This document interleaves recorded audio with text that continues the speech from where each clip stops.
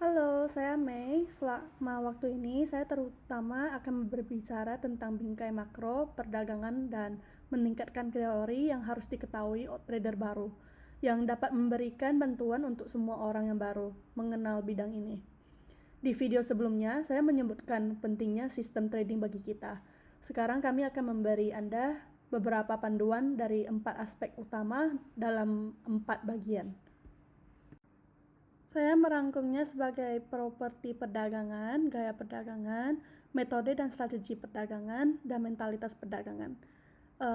Mari kita berbicara tentang properti perdagangan terlebih dahulu. Kami mengkategorikan perilaku perdagangan menjadi 3 kategori, berdasarkan properti, investasi, spekulasi, dan perdagangan. Mari kita bicara tentang investasi dulu. Investasi terutama didasarkan pada situasi ekonomi fundamental, kebijakan moneter, jalur perkembangan industri makro, dan penilaian perusahaan. Kami memperoleh keuntungan dari produksi perusahaan, mendapatkan dividen dan keuntungan, dan kami perlu tumbuh bersama perusahaan. Dan apa yang kami peroleh adalah dividen dari tren umum saat itu. Misalnya berpartisipasi dalam PE, VC, atau investasi angel sebelumnya, dan membeli saham beberapa perusahaan yang kita kenal di pasar sekunder. Yang kita peroleh adalah pertumbuhan valuasi perusahaan yang dibawa oleh pertumbuhan perusahaan, dan yang kita peroleh adalah bunga saham dan dividen. Ini adalah kenaikan harga saham yang disebabkan oleh pertumbuhan profitabilitas perusahaan. Hal ini menuntut kami untuk melakukan banyak riset di tahap awal dan memiliki pemahaman yang sangat mendalam tentang target perusahaan, bahkan industri. Contoh lain adalah membeli beberapa properti potensial di lokasi yang lebih baik. Dan apa yang Anda peroleh adalah meningkatkan nilai sewa dan properti. Faktanya itu kata-kata sederhana ini membutuhkan akumulasi waktu dan kesabaran yang cukup, serta pemahaman yang lebih dalam tentang industri dan fundamentalnya. Semua orang memperhatikan investasi pada dasarnya adalah permainan jumlah positif. Kami tumbuh bersama dengan perusahaan, dan oleh karena itu kami dapat memberikan nilai bagi masyarakat. Ketika saya pertama kali memasuki industri keuangan, saya berada di lembaga PE. Pada saat itu, setiap industri memiliki outletnya sendiri, dan saya bisa mendapatkan hasil yang sangat baik dari investasi nilai jangka menengah dan panjang. Dulu itu saya terobsesi untuk melakukan investasi nilai dan ingin melakukan hal-hal yang berharga, tetapi itu sulit ketika hanya ada satu orang. Bagaimana dengan spekulasi? Spekulasi itu adalah zero sum. Misalnya 4 orang duduk untuk bermain mahjong adalah spekulasi, bukan investasi. Karena uang yang hilang oleh yang kalah dan uang yang dimenangkan oleh pemenang dijumlahkan menjadi 0. Proses ini sendiri tidak menghasilkan ciptaan kekayaan, hanya transfer kekayaan.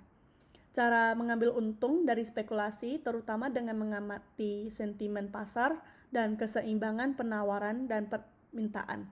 Menangkap kesenjaan antara penawaran dan permintaan pasar, untung dari kepanikan ekstrim atau keserakan ekstrim. Biasanya itu adalah perubahan geopolitik dalam target tertentu yang menyebabkan beberapa celah di pasar. Kemudian kami mendapatkan keuntungan ini melalui operasi spekulatif, membeli panjang atau pendek, atau beberapa operasi. Tujuan utamanya adalah untuk mendapatkan keuntungan dari perubahan harga dalam situasi emosi. Mari kita bicara tentang transaksi. Perdagangan adalah spekulasi yang lebih kecil, dan tentu saja itu adalah zero sum. Itu terutama mengacu pada fluktuasi K-line dan mencari peluang pada grafik. K-line pada grafik sebenarnya adalah indikator yang terbaik. Ini benar-benar mencerminkan perubahan dalam konsensus pasar. Tidak peduli seberapa panjang dan pendek sisi bermain dan berlari, kita dapat melihatnya dengan jelas melalui ikon. Secara umum, perdagangan adalah berspekulasi tentang perubahan harga aset keuangan dalam jangka pendek intraminggu atau periode yang waktu tertentu. Di sini ini terutama analisis teknis harga jangka pendek dan perdagangan ayunan jangka yang menengah dan panjang. Aktivitas utama saya itu selama 4 tahun terakhir adalah pedagang.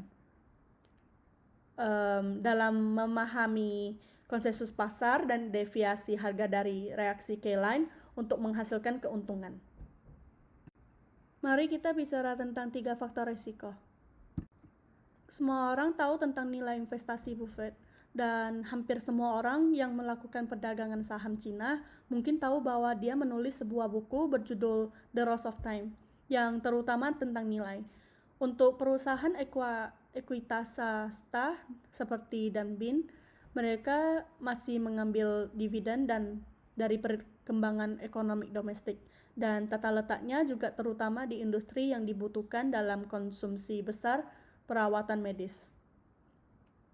Mereka adalah kekuatan seluruh organisasi untuk melakukan uji tuntas, yang sangat berbeda dari saluran kecil kami yang tersebar untuk mendapatkan informasi.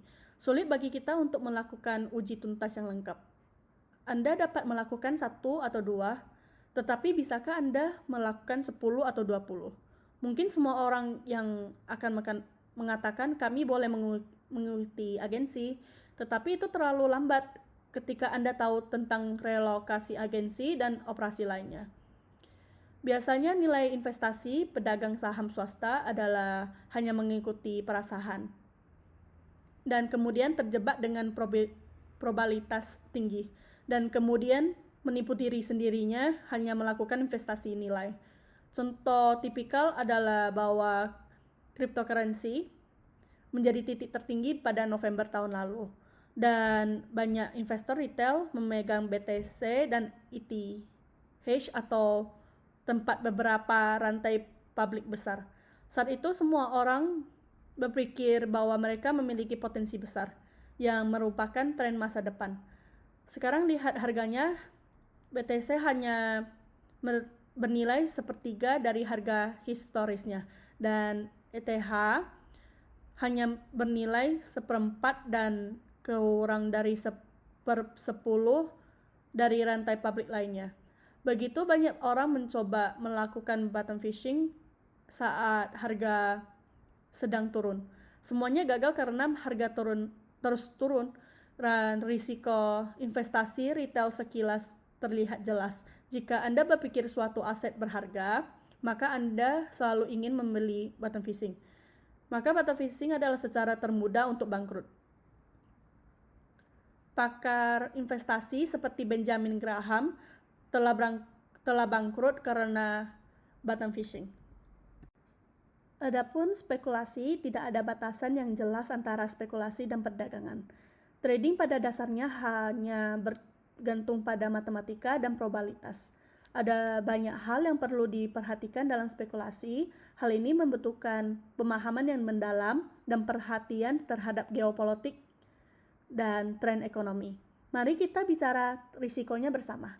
Untuk spekulasi dan trading, risiko setiap kali kita membuka posisi dapat dihitung secara akurat, sehingga risikonya terkendali. Misalnya jika kita menetapkan menghentikan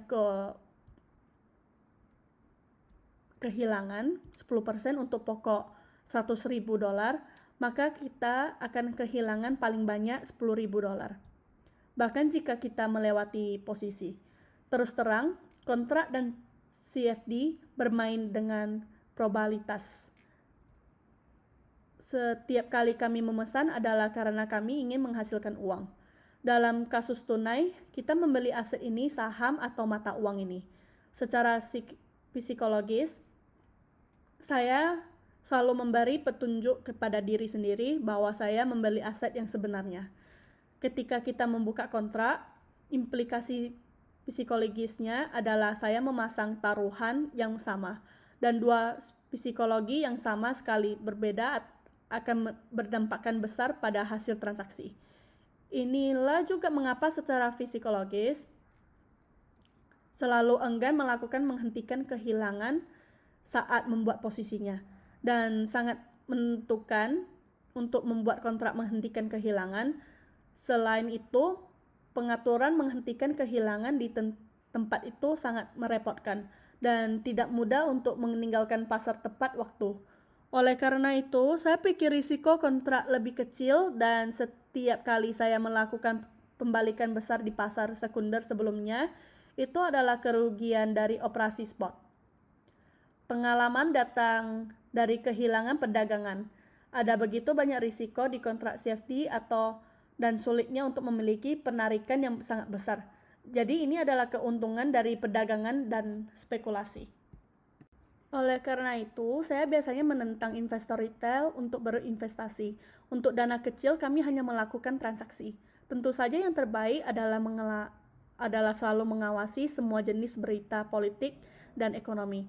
Hal ini saya juga sangat baik untuk memiliki kesempatan yang tepat untuk berspekulasi. Di masa depan, saya juga akan menambahkan beberapa video yang menggabungkan geopolitik dan ekonomi untuk menunjukkan beberapa logika yang mendasari untuk referensi Anda. Harap tak di sini. Selamat datang semua orang yang menyukai dan berlangganan saluran saya. Bagi yang berminat untuk bertumbuh dan berkomunikasi bersama, silakan tambahkan grup diskusi Telegram di bawah ini. Sampai jumpa lagi. Terima kasih.